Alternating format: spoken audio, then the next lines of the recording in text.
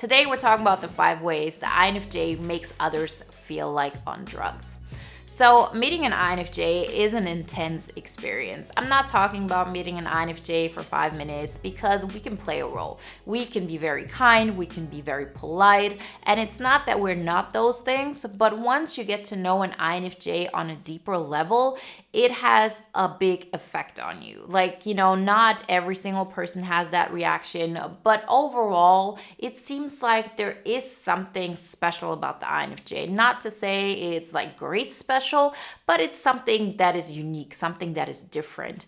And the way the INFJ is different is that it gives people a different kind of experience. It really changes how other people feel about their reality, how they feel about themselves. And so today we're going to look at it from the perspective of different drugs. Like, how does an INFJ make others feel like they're on drugs? How does that alter their experience of life? Before we get started though, I want to remind you the next INFJ Epic Life Bootcamp is launching November 4th. So here's a quick checklist for you so you're prepared once we go live. So firstly, download the free poster on the 5 pillars to an INFJ Epic Life. Then sign up for the waiting list to get access to the early bird price and get notified once we go live. And definitely set a reminder so you're here when we have our free INFJ Epic Life Masterclass here on YouTube November 4th. Everything you need to know you can find in the links in the description. Number 1, the Weedlike Drug. So INFJs can be very relaxing to other people. They can allow others to, take a step back. They can allow others to actually numb themselves a little bit because the INFJ is able to make people feel at ease. It has a lot to do with acceptance. It's a lot about allowing people to move slowly. We are able to really be in the moment and experience life through that person's perspective. So we're doing this because we like that experience. But what that feels like to the other person is that there's somebody who's really present and somebody who's not rushing their experience. So we're there, we're tuned in, and we actually say, let's take this slow. Let's allow you to actually be in it and go a little bit deeper to understand why your experience is actually so great.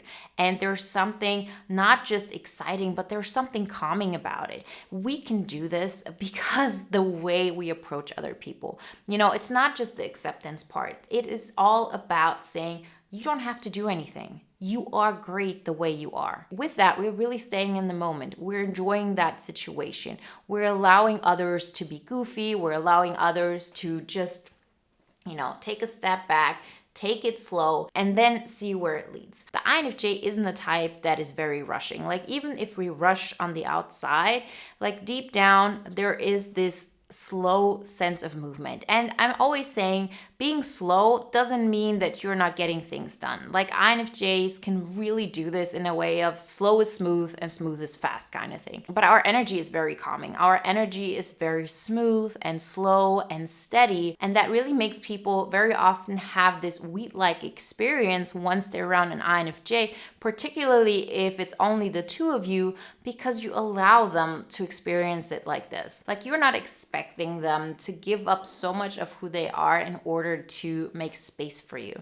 When we want to, we can definitely do that. We can make room for other people. And that's something people are not used to. So once we're in this situation and we make that space for others and we allow them to experience life in this slow motion and in this calming motion and in this relaxed motion, people get very comfortable around the INFJ because it feels like, there's nothing to worry about. I'm exactly where I need to be. And this is just easy and fun, and let's take it from there. Number 2, the alcohol-like drug.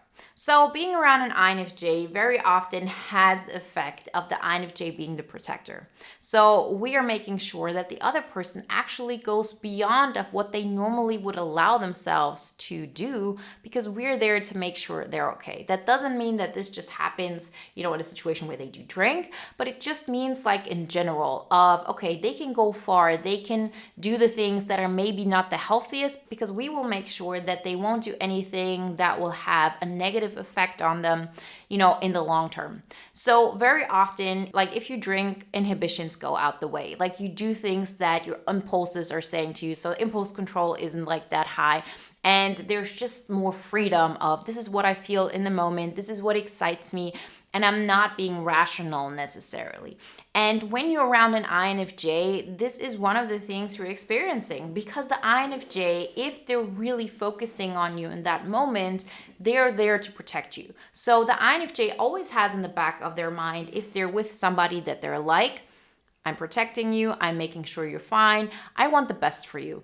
And at the same time, I want you to experience who you really are. I want you to get out of yourself. I want you to have fun. I want you to do things that feel right in the moment for you, because they excite you. They make you feel alive. We're not just doing this out of altruistic reasons, by the way. It has a lot to do with the fact that we're experiencing it through them. So they're having fun. And we actually feel that sensation in a lot of ways because we can, without us going too far, without us risking anything. And it's that combination of the other person and you that can bring a lot of joy, because you experience things through them. They can go out of their way. And so it seems like a win-win situation. But in the end, we have to ask ourselves, and this goes to every one of the points we're talking about today, are we really doing something that is just fun for the moment, or are we enabling others? Because if we always are doing these things, if we're always, focusing on how the other person experience things, we're not really focusing on us. We're not making sure that we are experiencing something, because it's a muscle we have to build. And at the same time, we're also enabling others to do things that might not be the healthiest for them, because we give them the illusion of, I'm protecting you and I'm doing things that are not bad for you in the long run, but they're probably not bad in the long run if we were them. We don't exactly know what they're experiencing, if they're doing things that they normally wouldn't do if we weren't around. So all of the experiences that people are having because they're around you, because they are trusting you, because they really go this far and experience things mentally, this is something you can handle, but that doesn't mean that other people necessarily could.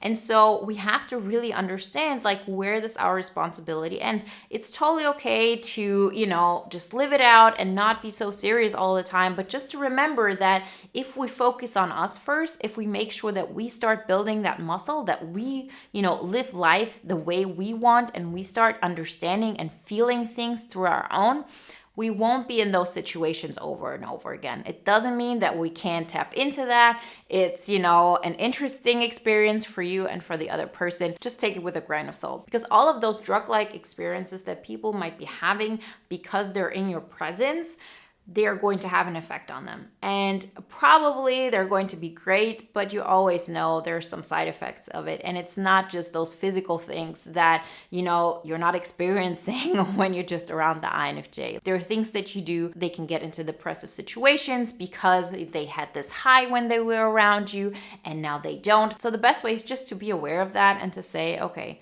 let me not make my entire experience about how they're experiencing life and I experience it through them, but I'm also going to think about how I can make sure that I experience life fully. Number 3, the psychedelic-like drug. So being around an INFJ gives a lot of people the opportunity to go deeper, to tap into their subconscious. The things that psychedelics are supposed to do. Because the INFJ in general is connected to their subconscious on a deep level. And so naturally, if we actually have a conversation with another person, we see their subconscious way more than other people do. It's the thing we always say, you see life the way you are. And so since we are so connected to our subconscious, we also see the other person's subconscious in way more clear ways. And it seems like it's so obvious, that person has a fear of commitment. That person has an imposter syndrome. That person is insecure about, some shortcomings.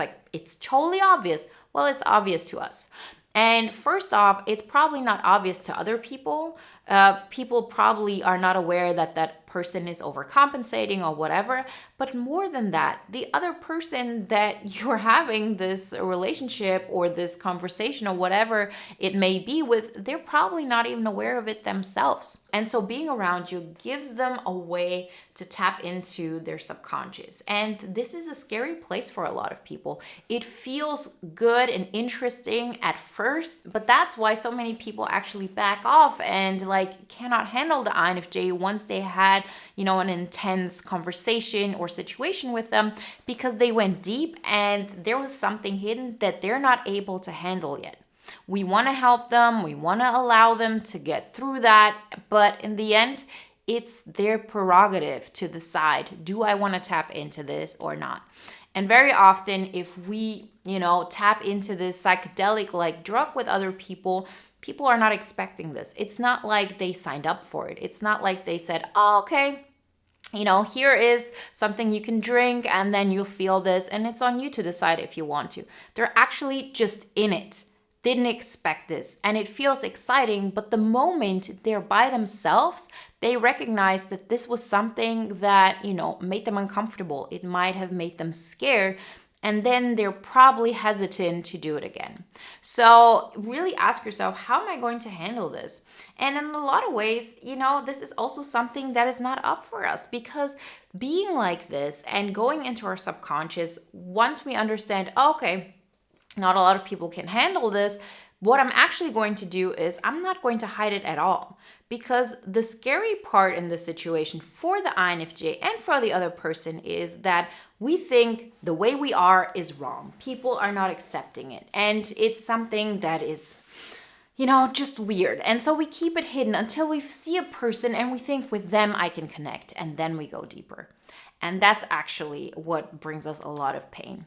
Because then people think you're like safe and you don't have any of those qualities, and they just tap into it and then they're in it. So it's on us to say, well, I am this way. I go deeper into the subconscious. Those are the things I talk about. Those are the things I care about. And to stop hiding that part of ourselves. We are afraid on so many levels that we're not going to be accepted for that. But that's okay. Like once we really tap into this and we say, I'm going to live out this even more, you'll have reactions much quicker. You won't have those painful situations. You will see people who can handle this.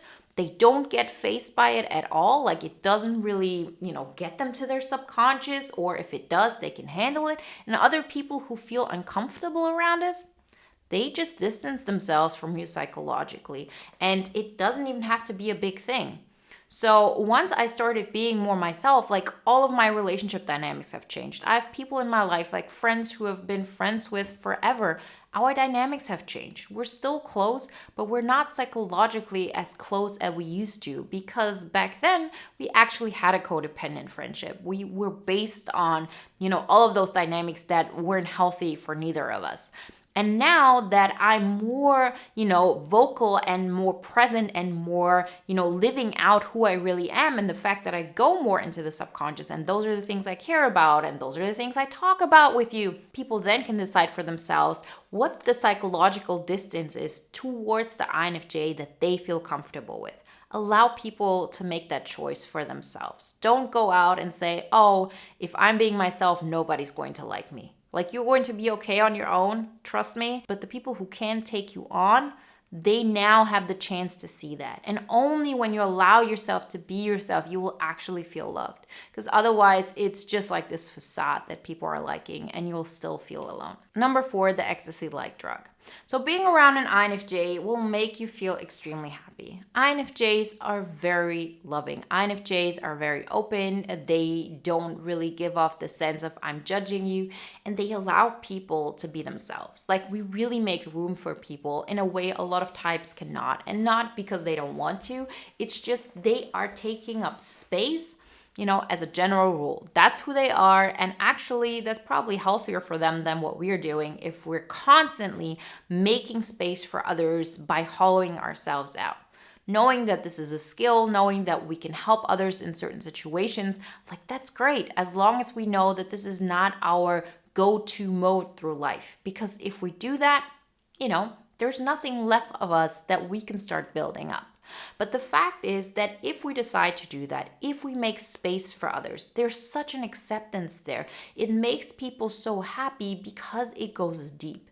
They're allowed to be themselves, they're allowed to be happy, and there's no judgment there. It's just fun, it's easy, it's not judgmental, it's just free, and there is no end to it. So many people feel like this once they're around an INFJ because there is just space for them. You are making space for them when before, other people were taking up space in such an extent that they were never allowed to be, truly themselves. And so there is a sense of happiness, there is a sense of freedom, there is a sense of, I'm going all out and I'm feeling life in such an exciting way. It feels like my life is now part of a movie. The colors are more extreme, the experiences are more extreme. It really is a fun experience.